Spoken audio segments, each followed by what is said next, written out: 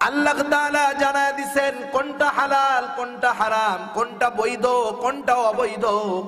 এগুলা হলো আমাদের জন্য সীমারেখা। আল্লাহ তাআলা বলেন ফাআম্মা মান তাগা, যে শরীয়ত প্রদত্ত সীমা লঙ্ঘন করলো, পাপ করলো। এখন কথা হলো মুমিন সব কিছু জানে, এরপরেও কেন আল্লাহ তাআলার সীমা লঙ্ঘন করে? আল্লাহ তাআলা জানায় দেন ওয়া আসারাল হায়াতাদ দুনিয়া, কারণ সে দুনিয়াকে প্রাধান্য দেয় বেশি। সে মনে করে আমার দুনিয়া সব, দুনিয়া আমার কামাই করতে হবে। তার মস্তিষ্কের মধ্যে নাস্তিকেরা ঢুকায় দিয়েছে দুনিয়াটা মস্ত বড়, খাও দাও ফুর্তি করো। আছে না একটা কথা এরকম? তার মস্তিষ্কে এই কথা গেঁথে গেছে যে এই দুনিয়াই সব। সে মনে করে দুনিয়া থেকে ফুর্তি করে যাব, যখন মারা যাব পচে গলে মাটির সাথে মিশে যাব। এই চিন্তাধারা তার মধ্যে ঢুকে গেছে, এজন্য সে দুনিয়াকে প্রাধান্য দেয় বেশি।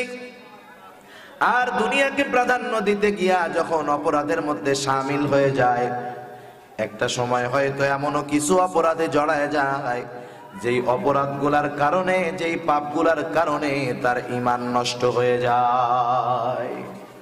আল্লাহ তাআলা তাদের ব্যাপারে বলেন ফাইন্নাল জাহিমা হিয়াল মাওয়া, তাদের আবাসস্থল হবে জাহান্নাম।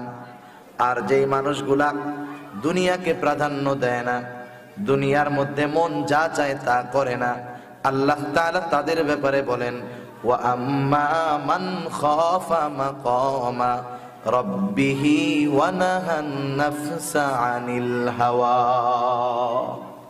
যারা আল্লাহর সামনে দণ্ডায়মান হওয়াকে ভয় করে। একই অফিসের মধ্যে দুইজন লোক একই পদে চাকরি করে, একজনের 10 তলা বাড়ি আর একজন টিনের বাড়িও করতে পারে না। কেন পারে না? যেই লোকটা 10 তলা বাড়ির মালিক হলো সেও ঘুষ খায়, যেই লোকটা টিনের বাড়ি সেও চাইলে ঘুষ খাইতে পারে কিন্তু খায় না। লুকায়াও যদি খায় মানুষ দেখবে না, কিন্তু এই লোকটার মনের মধ্যে চিন্তা আজকে হয়তো দুনিয়ার মানুষ আমার অন্যায় দেখবে না, কিন্তু আল্লাহর সামনে দাঁড়াতে হবে, আমার প্রতিটা ক্ষণের হিসাব আল্লাহর সামনে দিতে হবে। এই চিন্তাটা যেই মানুষের মধ্যে থাকে যে আমি আমার গোটা হায়াতের হিসাব আল্লাহর সামনে দিতে হবে, কোনো উপায় নাই, এই চিন্তা যেই মানুষটার মধ্যে থাকবে সেই মানুষটার চরিত্র দিনের বেলা যেমন হবে রাতের আধারেও তেমন হয়ে যাবে। সুবহানাল্লাহ।